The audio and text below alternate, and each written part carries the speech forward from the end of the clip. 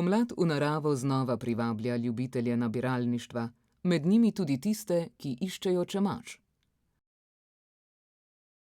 A ob njem na istih rastiščih pogosto uspevata tudi jesenski podlesek in šmarnica.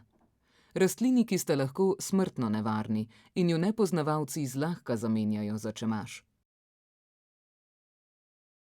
Zato je pri nabiranju potrebna velika previdnost. Zastrupitev s to rastlino je izjemno nevarna, saj protistrup ne obstaja. Marca letos sta 2 bolnika umrla zaradi zastrupitve z jesenskim podleskom. 70-letni moški z območja Dolenjske je jesenski podlesek zamenjal, oziroma čemaž zamenjal z jesenskim podleskom, medtem ko 60-letna bolnica z območja Štajerske pa je pojedla jesenski podlesek namesto divjega bora. Oba sta rastlini pripravila v obliki solate. Po obroku so se pojavile prebavne težave in že drugi dan po zastrupitvi sta umrla.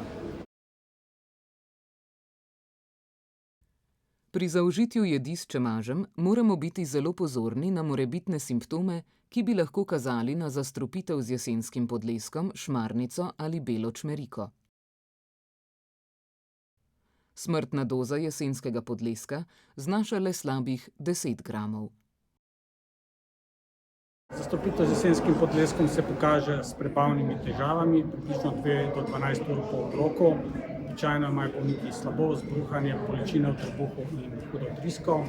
Potem drugi, tretji dan se pa razvije večorganska odpoved srca, ledvic, jeter, kostnega mozga in temu lahko sledi smrt.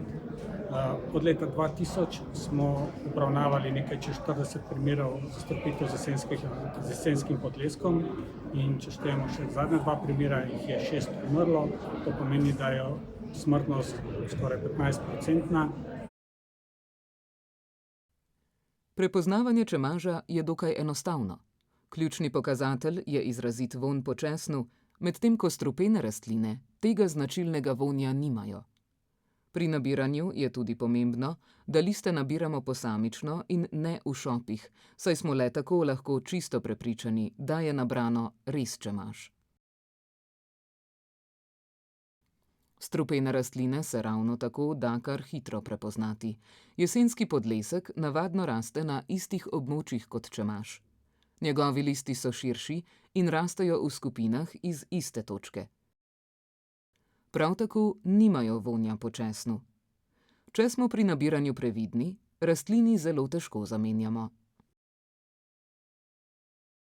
Živalci oziroma nabiralci čemaža se morajo zavedati, da proti strupa, proti kolhicinu oziroma strupu jesenskega podleska nimamo in da jih lahko zdravimo le simptomatsko oziroma podporno in jim lajšamo težave. Vendar se to lahko konča tudi smrtjo. Bolniki dobijo zdravila za lajšanje bolečin, slabosti, podporno zdravljenje, lahko tudi hemodializa v primeru ledvične odpovedi, potem spodbujamo rast krvnih celic z zdravili, vendar kot sem rekel, to ni vedno učinkovito. Če posumimo, da smo se zastrupili z jesenskim podleskom, moramo ukrepati zelo hitro. V tem primeru moramo čim hitreje poiskati zdravniško pomoč na urgenci in pa s seboj prinesti te ostanke rastlin, ki še nismo pojedli, zato ker to lahko pomaga pri identifikaciji rastline in potem tudi pri samem zdravljenju. Drugače pa lahko to zastrupitev potrdimo z dokazom tega kolhicina v krvi. To pa seveda ne pomeni, da se moramo nabiranja čemaža bati. Nabiralci prisegajo na čemaž zaradi pozitivnih in zdravilnih učinkov. Raziskave potrjujejo, da pomaga pri zniževanju krvnega tlaka in ravni maščob v krvi. Poleg tega tudi krepi imunski sistem. Učinki so zelo podobni česnu, vendar je čemaž še toliko bolj zdravilen. Lahko ga jemo kar surovega, zraven kakšnega obroka, iz njega lahko pripravimo pesto, ki ga namažemo na kruh, ali pa ga, namesto česna, uporabimo pri pripravi različnih omak. Lahko ga uporabljamo tudi pri kuhanju. Čemaž je torej izjemno zdrav in okusen del spomladanske prehrane, a le če vemo, kaj nabiramo in če smo pri tem previdni. Narava ponuja veliko, vendar napak ne dopušča. Zato naj velja preprosto pravilo. Če nismo povsem prepričani, rastline ne nabiramo ali pa za nasvet povprašamo prave poznavalce čemaža.